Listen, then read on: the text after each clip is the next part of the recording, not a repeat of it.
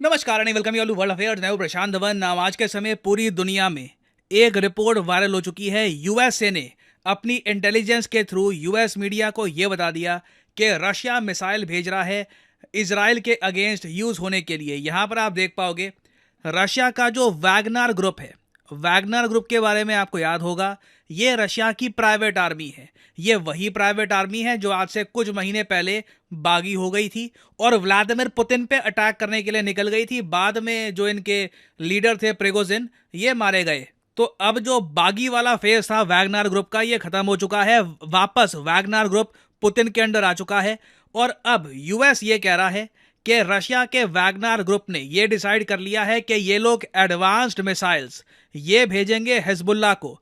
कौन से मिसाइल्स, ये भी बताया जा रहा है कि SA-22 सिस्टम्स, जिसको हम काफी बार पैंथर S1 मिसाइल्स भी कहते हैं, जो काफी बार रशिया ने यूक्रेन के अगेंस्ट भी यूज किए हैं, यही मिसाइल्स रशिया भेज रहा है इजराइल के अगेंस्ट यूज करने के लिए। यहां पर आप देख पाओगे वॉल स्ट्रीट जर्नल का आर्टिकल है, Russia's Wagner group plans to send air defence systems to Hezbollah. ये बात यूएसए ने कही और दुनिया भर में इससे हलचल मच गई, क्योंकि इससे देखिए डायरेक्टली ना यूक्रेन के साथ ऑलरेडी जो यूएसए की टेंशन्स चल रही हैं, ये और ज़रा फैल जाती है। इजराइल हिजबुल्लाह का जो इशू है उसमें भी मिक्स हो जाती है। हालांकि मैं ये कहूँगा रशिया ने अपनी तरफ से एक एक्सप्लेनेशन दी है और ये कहा है कि ये कोई मिसाइल नहीं भेज रहे, मगर यूएसए अपनी तरफ से बार बार कह रहा है कि बिल्कुल रशिया इस टाइप के एडवांस्ड मिसाइल्स इजराइल के अगेंस्ट यूज करने के लिए हिजबुल्लाह को भेजेगा ना। यहाँ पे आप कहोगे वेट, अभी इजराइल की जंग किससे चल रही है? हमास के साथ। तो ये हिजबुल्लाह क्या है, ये मैं आपको समझाता हूं। नाउ ऑब्जर्व करिए, ये आपके सामने मैप है एशिया का और ये है हमारा प्यारा भारत। नाउ इंडिया से अगर हम वेस्ट की तरफ जाएं तो यहाँ पे आपको दिख जाएगा इजराइल।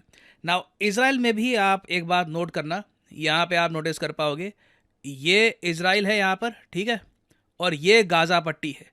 गाजा पट्टी में है हमास। ऑलराइट, नाउ हमास और इजराइल की वॉर चल रही है और इजराइल के नॉर्थ में आपको एक देश दिख जाएगा लेबनान के नाम से। लेबनान में एक संगठन है हिजबुल्लाह। नाउ इजराइल काफ़ी बार कह चुका है कि हिजबुल्लाह एक आतंकवादी संगठन है। कई कंट्रीज़ हैं वो हिजबुल्लाह को आतंकवादी संगठन कह चुके हैं, मगर कई कंट्रीज़ के हिजबुल्लाह के साथ अच्छे रिलेशंस भी हैं। ये मैं आपको थोड़ा सा दिखा देता हूँ। अब इधर यहाँ पे आप देख पाओगे ये लिस्ट है उन सब कंट्रीज़ की जो हिजबुल्लाह को एक आतंकवादी संगठन मानते हैं। आप नोटिस करिएगा यहाँ पे अरब लीग और गल्फ कॉपरेशन काउंसिल दोनों आपको दिखेंगे। तो ये बहुत ही ज़्यादा फैसिनेटिंग बात है कि सऊदी अरेबिया, यूएई और कई सारे इस्लामिक कंट्रीज ये हिजबुल्लाह को एक आतंकवादी संगठन मानते हैं। By the way Pakistan Hezbollah को एक आतंकवादी संगठन नहीं मानता, ना ईरान मानता है और इंटरेस्टिंगली इंडिया भी नहीं मानता। एज इंडियन गवर्नमेंट की जो अगर हम पोजीशन देखें तो इंडियन गवर्नमेंट के हिसाब से हिजबुल्लाह एक आतंकवादी संगठन नहीं है। ऑफिशियली हमने अभी तक उसको डेजिग्नेट किया नहीं है। इवन तो यहाँ पे आप देख पाओगे US, UK, Japan, obviously Israel तो कहेगा ही, इवन बहरीन इंडिविजुअल तौर पे ये सब कंट्रीज ओपनली कहते हैं कि हिजबुल्लाह एक आतंकवादी संगठन है। ना कौन कौन से कंट्रीज हिजबुल्लाह को सपोर्ट करते हैं? देखिए, चाइना मैं कहूँगा काफ़ी न्यूट्रल रहता है और काफ़ी इनके करीबी कॉन्टैक्ट्स हैं हिजबुल्लाह के साथ। रशिया का माना जाता है कि रशिया तो देखिए खुल के हिजबुल्लाह के सपोर्ट में आ चुका है। रशिया ने काफ़ी बार ये कहा है कि हिजबुल्लाह एक प्रॉपर सोशियो पॉलिटिकल ऑर्गेनाइजेशन है। इनके हिसाब से सिंस हिजबुल्लाह पार्टिसिपेट करता है लेबनान के इलेक्शंस में, उसके और बहुत सारे विंग्स हैं, तो रशिया काफ़ी इज्जत देता है हिजबुल्लाह को। सेम केस आपको मिलेगा कतर का। जी हाँ, मैंने आपको बताया था कतर ऑल्दो यहाँ पर यूएई और सऊदी अरेबिया के बिल्कुल पास में है, मगर कतर की फॉरेन पॉलिसी कंप्लीटली डिफरेंट है।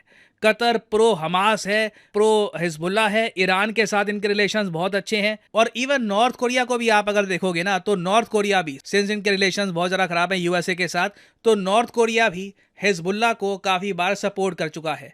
तो अभी देखो रशिया की जो वैगनर ग्रुप है उस पर आरोप यूएसए ने यह लगाया है कि वैगनर ग्रुप के जरिए अब Russia missile air defence system भेज रहा है हिजबुल्लाह को। अब यहाँ पे आपका क्वेश्चन आएगा कि रशिया ये सब वैगनर ग्रुप के जरिए क्यों कर रहा है, रशियन मिलिट्री खुद ये सब क्यों नहीं कर रही? वेल, यही तो टेक्निकल आप कह लीजिए रशिया गेम खेल रहा है कि हमारी ऑफिशियल आर्मी इन्वॉल्व नहीं है, ये तो हमारी प्राइवेट आर्मी है और देखो प्राइवेट आर्मी के बारे में ना आप कह सकते हो कल को ये तो कुछ इंडिविजुअल्स थे, इन्होंने कुछ कर दिया, जैसे काफी बार आप कह सकते हैं पाकिस्तान कहता है कि इनकी आर्मी ने इंडिया पे अटैक नहीं किया, बस कुछ ग्रुप होंगे उन्होंने अटैक कर दिया होगा। और बाय द वे मैं आपको बता दूं, वैगनर ग्रुप जो है रशिया का, उसे भी कई देश एक आतंकवादी संगठन मानते हैं। फॉर एग्जाम्पल यहाँ पे आप देख पाओगे आर्टिकल, जो वैगनर ग्रुप है ना रशिया का, इसे यूके ने ऑफिशियली एक दर्जा दिया था एक आतंकवादी संगठन का।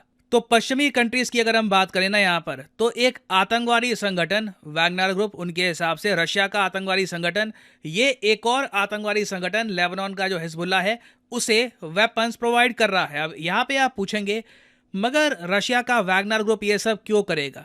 और देखो ये बात हम सब जानते हैं, वैगनर ग्रुप पुतिन के ऑर्डर के बिना कुछ नहीं करेगा। ये जो भी ऑर्डर्स दिए गए हैं वैगनर ग्रुप को, रशियन गवर्नमेंट से ही आए हैं। मगर रशिया ये सब क्यों चाहेगा? देखो व्लादिमीर पुतिन के दो एडवांटेजेस हो जाते हैं अगर वेस्टर्न कंट्रीज इजराइल में बहुत ज्यादा उलझ जाते हैं कंपेयर टू यूक्रेन। ऑलरेडी मैं आपको बता दूं, यूक्रेन वॉर में ना वेस्टर्न कंट्रीज की तरफ से एक फैटीग दिख रही है, थक रहे हैं ये। कई सालों से ये वॉर चल रही है, लिटरली 1 साल से ऊपर हो चुका है। रशिया तो कहता है कि हमारे हिसाब से ये वॉर 5, 6 साल, 10 साल तक आप चला लो, वी आर रेडी, हमारा कंट्री झेल लेगा ये वॉर। तो ये सब डायलॉग सुन के ना वेस्टर्न कंट्रीज बहुत ज़्यादा फैटिग्ड फील करते हैं कि क्या इस वॉर में हमें इतने लंबे समय तक पैसा देना पड़ेगा, कंट्रीब्यूट करना पड़ेगा। और अब देखो एक और फ्रंट खुल गया इजराइल का।